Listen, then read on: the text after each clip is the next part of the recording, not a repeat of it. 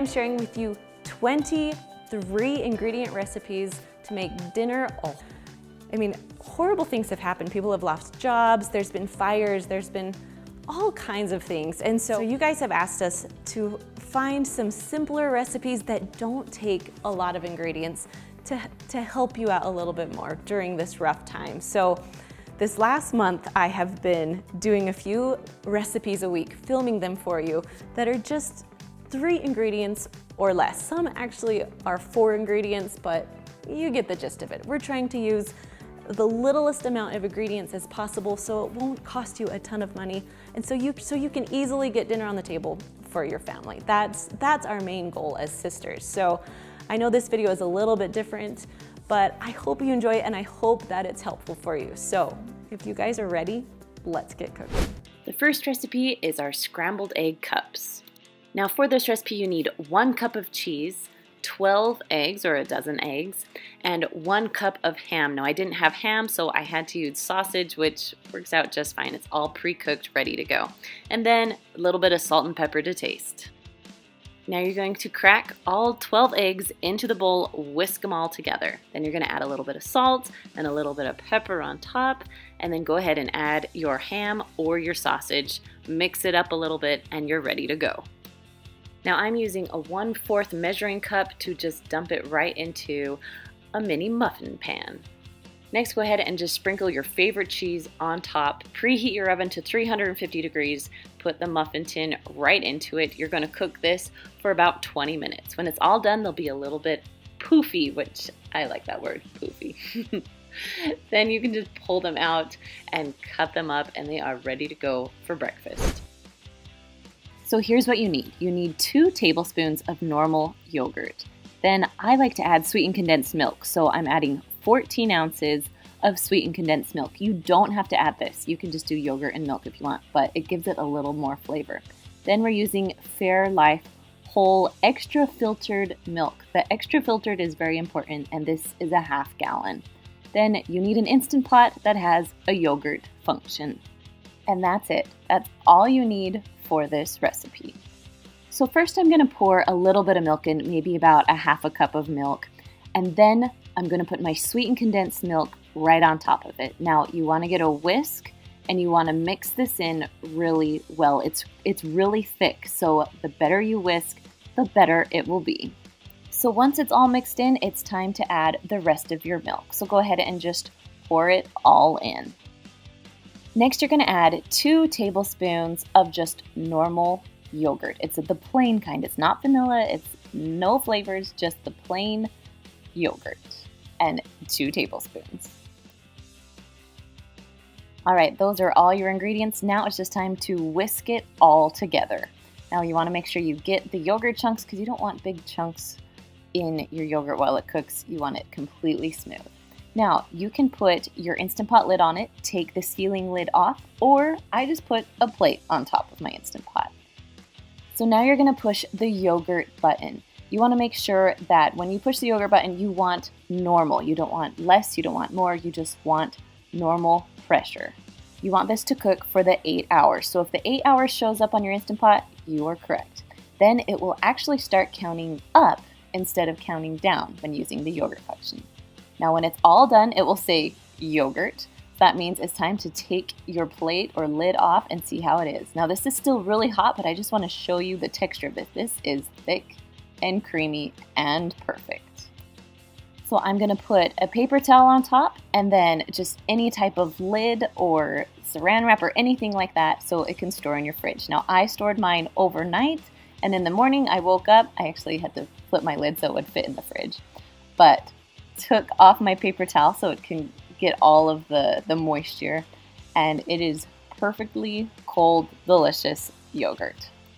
Now right now this yogurt is really, really thick, but the more that you play with it and stir it around, it will break up the proteins and it will be able to be a lot more smooth. Today I'm just serving mine with a little bit of granola and a few blueberries on top. I like to use the fresh blueberries, but if I run out, then I like to use frozen. Our next 3 ingredient main dish is Dr. Pepper pulled pork. You need 12 ounces of Dr. Pepper, a jar of your favorite barbecue sauce, and a 3-pound pork roast. and just a little salt and pepper to taste. Go ahead and put your roast in the bottom of an Instant Pot. You're going to add a little bit of salt and pepper on top just to give it a little bit of flavoring. Then on top of that, you're going to add 12 ounces of Dr. Pepper. I'm kind of just eyeballing it because you don't have to get it exact. You just need somewhere around a can or 12 ounces. And go ahead and dump on a whole jar of your favorite barbecue sauce. Go ahead and put the lid on. Make sure that the lid is on nice and secure. If you have a little knob, make sure you turn it to sealing. And I am going to cook this for about an hour and 30 minutes because it is so big and a little frozen inside. Yes, we want to make sure it's cooked. When it's all done cooking, you can release the pressure and go ahead and take the lid off. Now you can serve this on buns or even on top of salad. However you like to serve it, it's going to taste amazing. Now the side dish for this one is our 3-ingredient avocado salad. I love this because you just need 2 avocados, a little bit of little tomatoes, and then a jar of artichokes. Go ahead and chop up your tomatoes. I like to make them into small bite-sized pieces. Then go ahead and dump those into your serving bowl. Next, we're going to cut up the avocados. I also like to cut these into small bite-sized pieces because you don't want a huge bite of avocado and nothing else. Next, we're going to chop up some artichokes, depending on how many you like. This is a large jar of artichokes. I'm cutting up about half of them. Now for a little bit more flavor, I like to add a little bit of the liquid that artichokes were sitting in and then just mix it up. This recipe is my go-to side dish. The next recipe I'm making is Instant Pot ribs. Now don't be intimidated by these, they really are so easy. So first I'm gonna add a lot of salt on top of my ribs and then a little bit of pepper. Next you're gonna grab some apple juice and pour about 1 cup to 1.5 cups into your pot. Now this is your liquid, so you'll be able to get the pressure. Now my Instant Pot is a 6-quart and the ribs I'm using are beef ribs, so they're actually a lot bigger. But if you're using pork ribs, you can put them in your Instant Pot just like this in any size of Instant Pot. But because my ribs are so big, they don't fit that way, so I'm going to show you how I put them in. So first you're just going to cut them right down the middle. Try not to cut the bone and try and make the meat as even on both sides if you can. As soon as you're done cutting them, you're going to put them inside the Instant Pot, one on top of the other. Then put on your lid, make sure you seal it tight, and always make sure it's on sealing so it will work. Then you're going to press your meat stew button and go all the way down to 25. Now I let this recipe do a slow release, meaning I let it release on its own. So now I'm just going to check, yep, there's no pressure, so I'm going to open it up. And the smell of these things are amazing. So I'm going to take some tongs, pull them out, and put them on a lined cookie sheet. I lined it with foil, so my cleanup is going to be a breeze. Before your Instant Pot is done cooking, go ahead and preheat your oven to broil. So it'll be about 550 degrees or broil.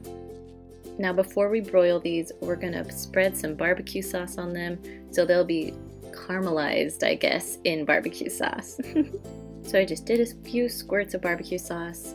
You can use any kind of barbecue sauce you like, and then I just spread it around so it will be pretty even on each rib.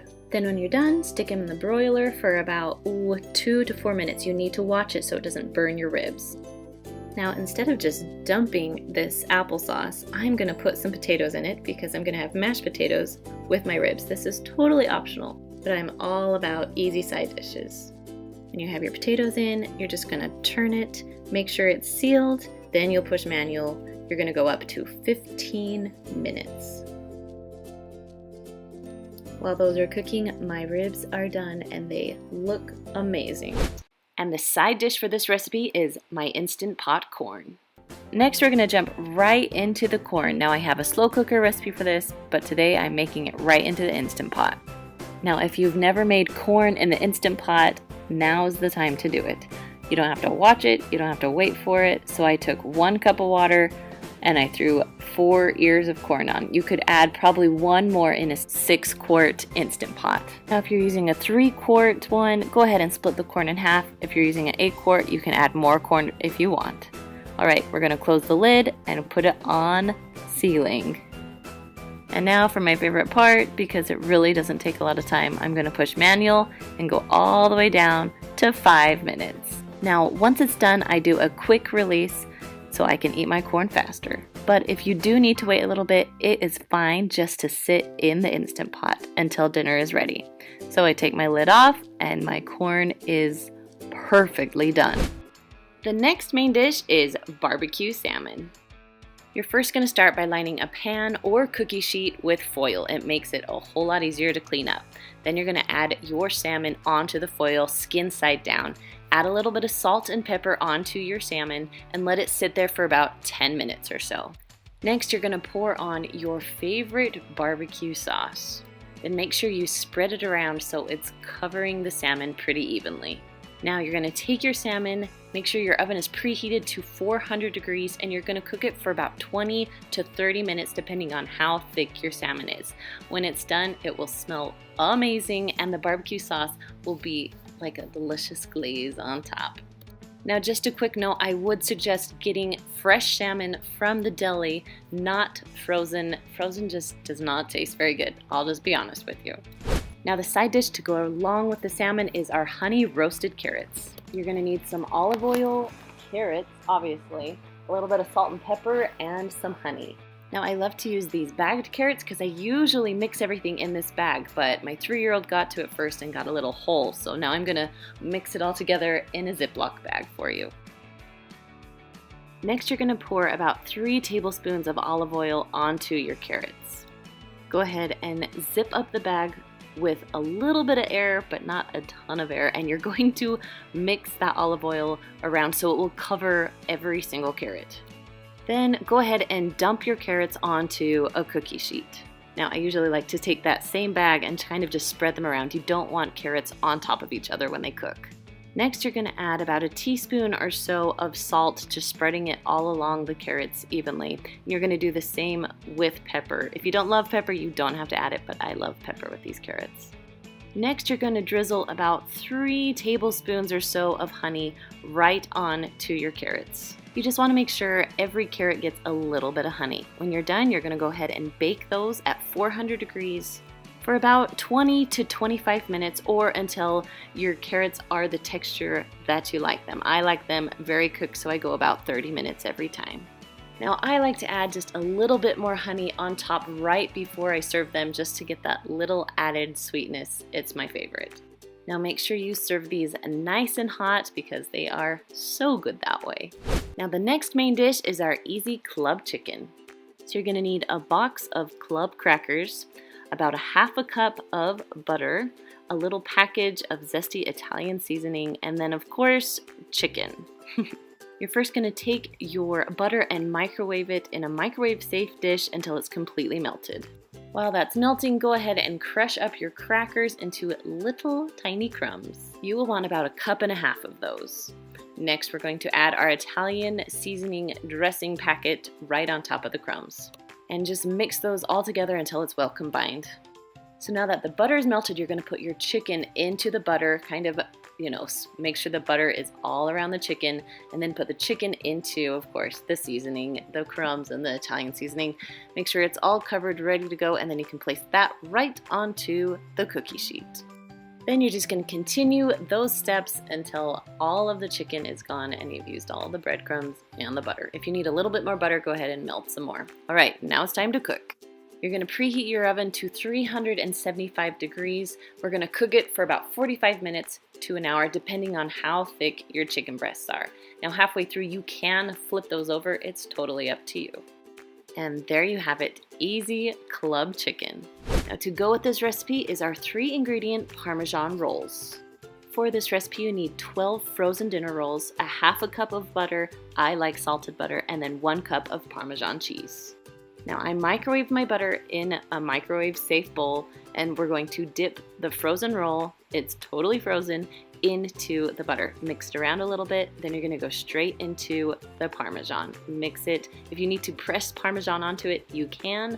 Then you're going to put it into a 9x13 pan that has been sprayed with non-stick cooking spray. Now you're just going to continue this step until all 12 rolls are onto your pan. Now these rolls need to rise, so we're going to cover them with saran wrap and put them in a warm place. I like to put them kind of in the sun or just a spot where it's going to be warm so they will rise a little faster.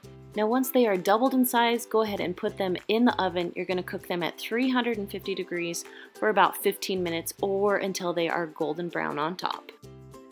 I like to serve this with just a little bit of butter, and it's the perfect side dish. Now the next main dish is our 3-ingredient chicken tacos. So you just need a taco seasoning packet, a frozen package of chicken, and then also your favorite salsa. I'm going to cook it in my Instant Pot today, so we're going to put the chicken into the bottom of the Instant Pot. Now these are tenderloin, so they're a little bit smaller. You can use chicken breasts if you want to. I'm putting about 6 or 7 in there because we have to feed a family of 6. Now on top of the chicken, you're going to add your taco seasoning packet. Just dump it right on top. And then you're going to pour on your salsa. I'm using the whole jar of salsa just because I like it that way. Now because it is the Instant Pot, I'm going to add a little bit, about 1/4 cup of water, so it will pressurize. Next, go ahead and put your lid on the Instant Pot. Make sure that little knob is turned to sealing, not venting. Then go ahead and push the manual or pressure cook button, depending on what you have. And because they're pretty small, I'm just going to cook this for 20 minutes with my frozen chicken. Now when it's all done cooking, I turned my little knob to venting and let out all the pressure so the lid will come off nice and easy. Now I pulled out my chicken just to shred it up just a little bit easier. You can leave it in the Instant Pot and shred it from there, but yeah, whatever works for you. Then all you do is put it on some tortillas or salad, add your favorite toppings. I'm gonna add just a little bit of cheese on top. Then I'm just gonna roll it up and serve it nice and hot. The side dish to go with this recipe is our cauliflower Spanish rice. So all you need is a jar of your favorite salsa, some ground chicken or turkey depending on what you like, and then also some riced cauliflower. I like to get the frozen kind. Now you're going to start by putting your turkey or chicken into a skillet and you're going to cook it up. Now if you've never heard me talk about the chop stir, this is one of my most favorite kitchen items. I'll put a link in the description for you. It is amazing. Now once your meat has started to brown just a little bit, you can go ahead and add your cauliflower rice onto it. It's still frozen. I am just cooking it just from frozen, just like this. Then mix it around until your meat is all the way cooked and your cauliflower rice is nice and soft. Once everything is cooked, it's now time to add the salsa. So I'm adding 1 jar, about 16 ounces of just your favorite salsa. Then just mix that in until everything is nice and well combined. And that is all there is to it. One of my most simplest recipes, but also one of my favorites. The next recipe is sweet and tangy meatballs. You can make this in your Instant Pot or slow cooker. We're gonna do the Instant Pot today. So you're gonna take a package of frozen meatballs and pour it into the bottom of your Instant Pot. Next, you're gonna add a can of chili sauce and about 1/2 jar of your favorite grape jelly. That's all there is to this.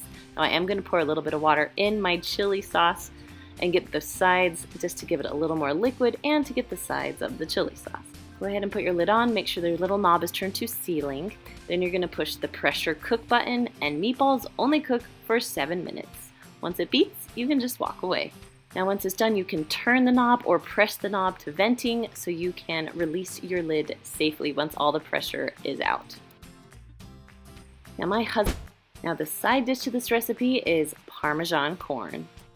For this recipe, you need a package of ranch dressing, 1/2 cup of Parmesan, shredded Parmesan, 2 tablespoons of butter, and then 3 cups of either frozen corn or fresh corn. Now to make my life a little easier, I am using frozen corn today, so I'm just gonna add 3 cups into a microwave-safe bowl. Now my packaging said to add a little bit of water and microwave it for about 5 minutes until the corn is cooked through. So do what the package tells you to do. Next, you're gonna add your 2 tablespoons of butter. Now if you have a little bit of water left over, go ahead and dump that out before you mix in your butter. Now once your butter is melted, we're gonna let it sit for a few minutes just to cool down. Then we're gonna add 1 tablespoon of your ranch dressing and then add the Parmesan. Now if it's really, really hot, your Parmesan's gonna stick together, so that's why it's important to let your corn cool just a little bit before you start mixing in all the rest of the ingredients. I'm telling you, once you have this corn, you won't go back to just plain corn ever again. Now our next main dish is our avocado chicken salad. Now I use some bakery rolls, a little bit of salt and pepper, avocados, and then a rotisserie chicken. First, you're going to slice your avocados into cubes or small pieces just to make it easier to blend it up. So small pieces is a must when you're making this. Then you're going to add a little bit of salt and a little bit of pepper. You can kind of taste test, see how you like it. You can always add more later if you need more. Next, I'm just going to smash all the avocados up with a fork. You can use a blender if you want, but I feel like I waste some on the side, so I am using a fork today. Next, you're going to take your rotisserie chicken, whether you cut it or tear it up, it doesn't matter. You just want bite-sized pieces and you're putting them into the bowl. Once you have about a cup to a cup and a half of chicken, go ahead and mix your chicken and avocados together. Now, the thing that makes this recipe even more amazing is serving it on delicious bakery buns. This is one of my most favorite go-to recipes when I have not a lot of food in the kitchen. This is what we make. Now the side dish to this recipe is baked zucchini fries. So for this recipe you need some small crumbled Parmesan cheese, 2 eggs, 3 zucchinis, and then some Italian panko breadcrumbs. Now you want to cut up your zucchini so they're about the size of normal fries. Now if you have foil, you want to line a cookie sheet with foil. It will make your cleanup so much better. So now I need 2 containers for my mixture. So I'm using cake pans. We're going to put 2 eggs in one, mix it up really good. And in the other pan, we're going to add about a half a cup of the panko crumbs and then about a 1/4 a cup of the Parmesan. Then just mix that up until it's well combined. Now it's time to put it all together. So I have my zucchini all cut up, ready to go. So you're going to take a few pieces. I did a few pieces at one time, and just kind of mix them around in the egg mixture. Then you're just going to put it right over into the crumbs, panko crumbs, breadcrumbs, yeah, that's what it's called. The panko and Parmesan, and then just put it right onto your cookie sheet. Then just do the same thing with all of the zucchini. And when you are all done, it is time to bake. So we are going to preheat the oven to 425 degrees. We are going to cook these for about 10 to 12 minutes until they are nice and baked. After the 10 to 12 minutes, go ahead and open it up. You're going to flip over the fries as carefully as possible, not to burn yourself, please.